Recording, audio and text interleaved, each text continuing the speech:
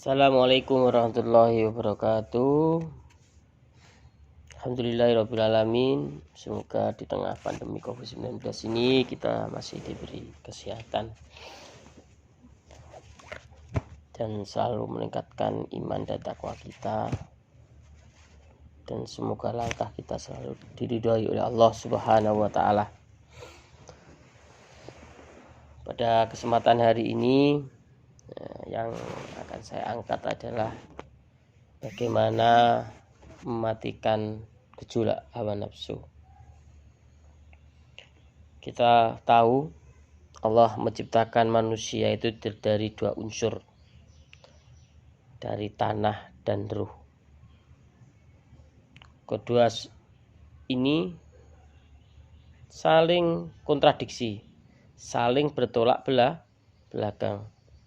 Keduanya saling berlomba, saling berpacu memenangkan pertandingan. Sifat tanah itu sifatnya kotor, gitu. Kerjaannya mengajak ke kotor-kotoran, ke arah kemaksiatan. Sedangkan ruh penuh dengan karakter suci, bersih, mengajak manusia aktif beribadah, beriman, dan bertakwa. Sifat tanah ini dihuni oleh rupa-rupa gejolak hawa nafsu yang selalu mengarah ke salah dan dosa. Karena itu hindari ajakan nafsu yang tidak baik. Ada 3 unsur maha penting yang harus diperhatikan untuk menghindari penyakit kata. Pertama, hawa nafsu. Kedua, kebencian atau dendam. Yang ketiga adalah kecemasan.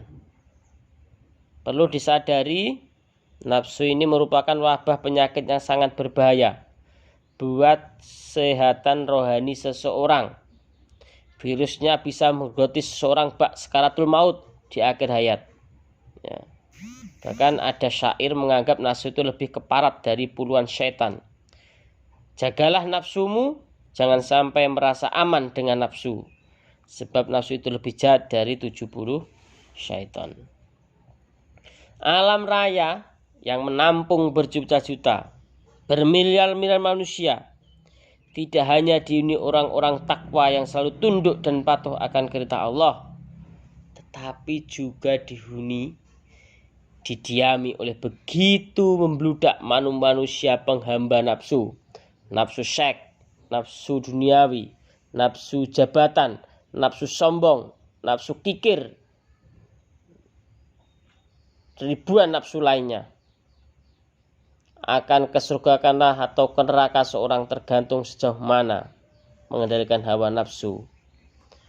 Membendung nafsu memang pekerjaan yang maha berat, sangat berat. Lebih-lebih membelokkan dari berpaling kepada ajaran agama atau ketaatan. Siapa yang berhasil, dialah mendapat keberuntungan di dunia sampai dia akhirat. Abu Hurairah radhiyallahu pernah berkata, neraka tertutup dengan berbagai syahwat hawa nafsu, sedang surga tertutup dengan kesukaran dan keberatan.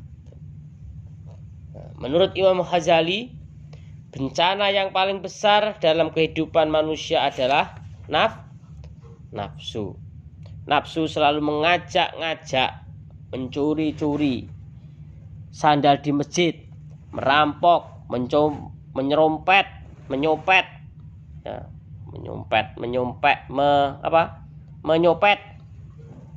Nafsu agar seorang membuat kerusakan dan lain sebagainya. Nah, ini perlu kita hindari semuanya untuk menahan nafsu yang jelek. Karena kalau nafsu kita yang jelek-jelek ini muncul, maka ini sangat berbahaya. Karena manusia ini diangkat sebagai khalifah di muka bumi karena harus memahami akan dirinya, dari mana dia datang, mengapa diadakan, apa tujuan Allah menciptakan manusia. Maka harus mampu menyempurnakan dirinya sendiri, penghamba Tuhan Allah, bukan lainnya. Kesempurnaan ke tingkat khalifah yang benar inilah ya sebagai wakil Allah di muka bumi bisa tercapai apabila manusia mampu menerangi nafsunya tanpa putus dari waktu ke waktu, dari hari ke hari. Nah, itulah makanya kita harus bisa menjaga, mengerem nafsu kita. Diciptakan otak oleh salah satu tugas mengendalikan nafsu kita. Semoga kita semuanya bisa menahan nafsu kita dari godaan setan yang terkutuk.